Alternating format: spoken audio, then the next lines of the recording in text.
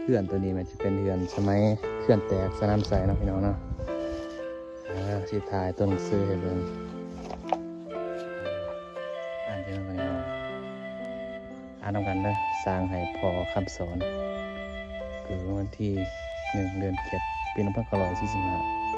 เอา45ปัจจุบันนี้จะว่าจักปี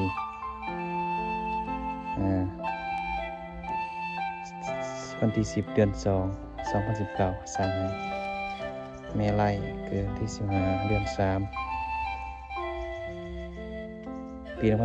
2539คนนี้เท่ากับเทิงบัดนี้สาเหตุย้อนน้ำท่วมข้างวันที่23 เดือน 7 2018เขื่อนแตกเซเปียนเซน้ำน้อยอันนี้จะเป็นเขื่อนของเพิ่นเนาะเขื่อนโลกอยู่คนละภพอยู่ละคนละโลกใหม่ของเพิ่นเขื่อนของเพิ่นอันนี้จะเป็นทรัพย์สมบัติหรือบริวารของเพิ่นเดี๋ยวใครให้เบิ่งเนาะขออนุญาตเด้อ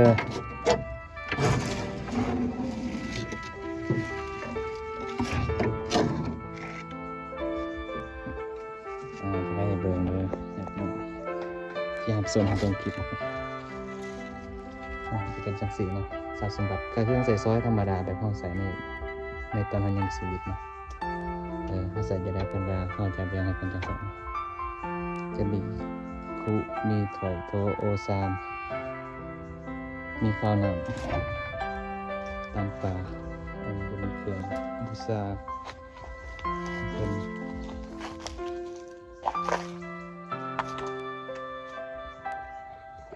จะถ่ายนี่เลยเนาะเสียงดวงเสียงโสเด้อหยาดโยม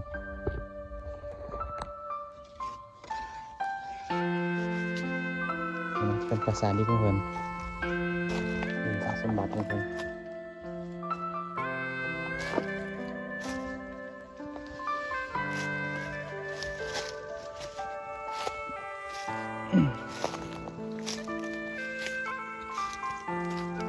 เป็นหมักอยู่ในเย็นเลยพี่น้องเป็นหมักเพื่อนก็ประมาณนี้เนาะเพื่อนโลเบื้องหน้าของเพิ่น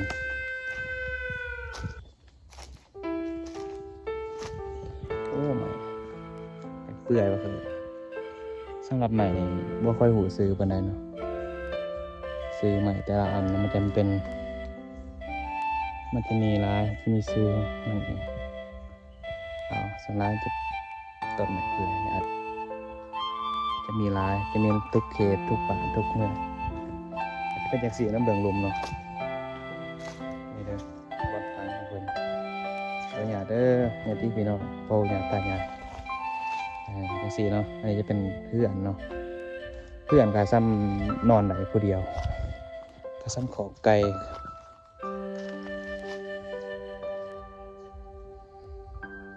ที่ประมาณนี้เนาะบางคนเขาจะพูดแทนเลยเพราะว่าศาสนาแต่ละท้องถิ่นจะบ่คือกันในศาสนาพีของเราเป็นจังซี่เลยจะเป็นคนปลอกขึ้นเบิดแล้วตอนนี้สิหลายปีนี่ทรัพย์สมบัติบริวารแต่คันเว้าเรื่องดีหรือบ่ดีมันก็ดีคนละแบบเนาะว่าคนละแบบคนละอย่างศาสนาพุทธมันศาสนาที่เรียกว่าศาสนาที่เกิดศรัทธาเกิดปัญญาศาสนาที่มีปัญญาโอ้ไม่เก่งเนาะศาสนาที่มีปัญญาไปศาสนาพุทธศาสนาศรัทธาจะต้องเชื่อจะต้องเคารพในสิ่งที่เจ้าเชื่อศรัทธาเชื่อว่าบาปมีบุญมีโลกหน้ามีอาศีเด้แต่ว่ามันจะแตกต่างบนพิธีกรรมด้วยศาสนาแต่ละ หลายอย่างแต่เราต้องกินทางในจะเป็นหีบอ๋อนี่ดอกบนได้เครื่องของคนน่าจะไปพุดไปเกิดอะไรที่นี่ตามเองอยู่ที่เมืองสนามไซเนาะอันนี้พอในจุดนี้จะมีหลายบาทนะเขาปาไว้เขาจะโฮมกันขั้นสมัยก่อนกับบัตรในเคลื่อนแตกอากาศจะ4-5 หมู่บ้านนั่นแหละแต่อะไรแต่หนึ่งมันจุดรวมอยู่บ้านบกเนาะบ้านบกบ้านท่าอวนมันบ้านบกบ้านท่าเส้นจันทร์เป็นบ้านที่ติดกันบ้านบกบ้านท่าเส้นจันทร์เป็นบ้านที่ติดกัน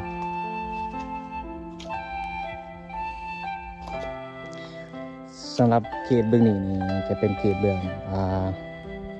บ้านตะฮีนบ้านท่าอวนเนาะเขตตะฮีนบ้านท่าอวนสำหรับเขตเบื้องนี้มันจะเป็นคลองบ้านบกบ้านท่าเส้นจันทร์กามีบ้านม่วงนำเนาะครับบางครั้งบ้านม่วงผู้ที่มีเขินว่าญาติพี่น้องทางนี้นะพ่อแม่ที่อยู่ทางพี่สร้างครอบสร้างครัวอยู่บ้านม่วงนะสิเขาจะมาปะไว้ก็มาฟังไว้ใกล้ญาติพี่น้องหรือว่าพ่อแม่ผู้ญาติภายในคอมเมนต์มาเด้อไฟที่เห็นคลิปนี้เนาะทักทายเนาะสบายดีกัน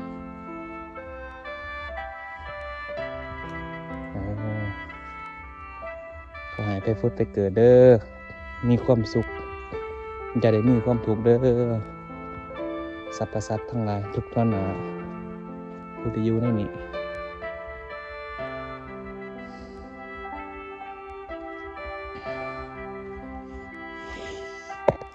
จะเป็นเบื้องหน้าศาสนาผีนี่แต่ว่าโอ้ไม่กินหรอไม่ละเรื่องเอาไม่กินหรอ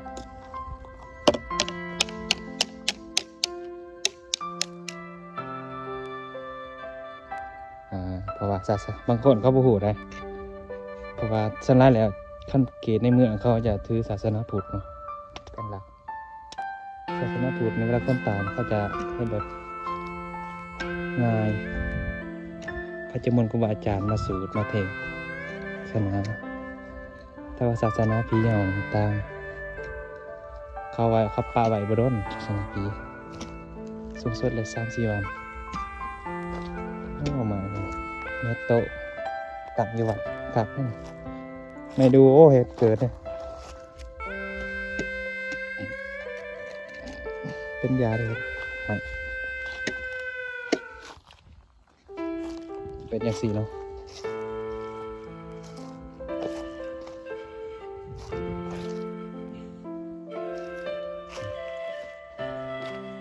ถ้าถามว่ามันถ้าเขาจะสิถามว่ามันสิบ่ทำมันสิบ่เนี่ยครับว่ามันสิบ่ต่ำกันเนาะสิบ่ทมกันเนาะแต่ละฟังดินเนาะแต่ว่าคันว่ามันต่ำกันเขาจะเปลี่ยนบนขุดเนาะเขาจะเปลี่ยนบนขุดหาบอลใหม่แต่สำหรับการฟังบนเก่าเนาะเขาจะฟังมันจะทมกันก็ยาแต่ว่าคณะเห็นแหละมันเขาจะหาบอลใหม่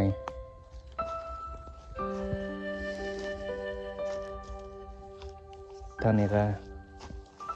ยังดี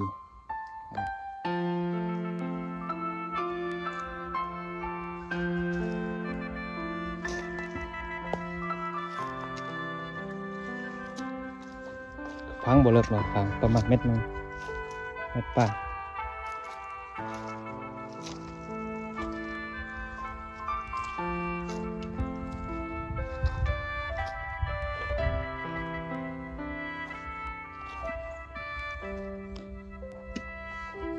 พิกรรมแต่ละท้องถิ่นบ่คือกันเนาะคันว่าศาสนาผี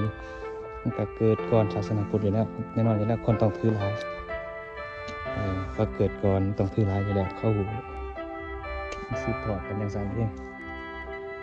มันสืบทอดกันอย่างสั่นท่าทีมศิลปะบัดหนึ่งบัดเดียวมันตัวเป็นไปได้ยากสิ่งบางอย่างเป็นประเพณีที่เขาสืบกันมาเอาสิทีมศิลปะบัดนี้มันเป็นไปบ่ได้ต้อง คอยปรับคอยเปลี่ยนตามยุคตามสมัยของมัน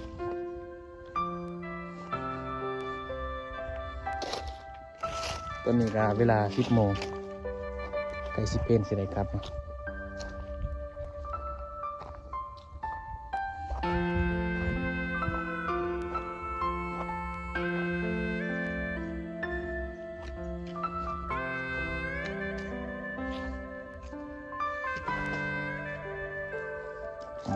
มาเห็นยังบ่มาประมาณนี้เนาะศาสนาไม่ว่าคำสอนทั่วไปศาสนาแต่ละท้องถิ่นมันบ่คือกันแต่เส้นศาสนาจีนและพิธีกรรมมันหลายแบบหลายวิธีเกินความพอสิเฮ็ดรายละเอียดความสะดวกสบายของเราจังได๋ก็คลิปนี้ก็สิจบลงในตอนนี้เนาะประเด็นคลิปนี้ก็กดไลค์กดแชร์ได้เด้ออาตมาจะลง YouTube นำเนาะสิลง Facebook TikTok นำขอบใจท่านผู้ชมผู้เบิ่งนี่จะเป็นศาสนาพีแล้วพี่น้องเอาสรุปอีกครั้งฝากเป็นศาสนาพีอยู่ที่บ้านดอนโลกเมืองสนามไซแขวงอัตตปือกับที่คลิปนี้ก็กดไลค์กดแชร์เนาะเพื่อเป็นกำลังใจในการอัดคลิปหรือว่าถ่ายคลิปวิดีโอคลิปนี้ก็จะลงที่นี่เนาะขอบใจเจริญพรทุกคนทุกท่านที่รับชมครับเพื่อน